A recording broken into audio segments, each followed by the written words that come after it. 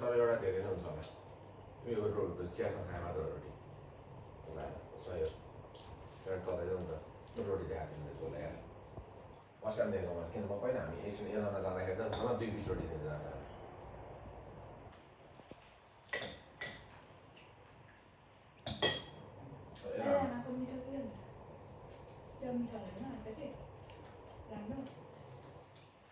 test sir मैले उयो हाल्यो यादै छैन मिठो खायो चाल गऱ्यो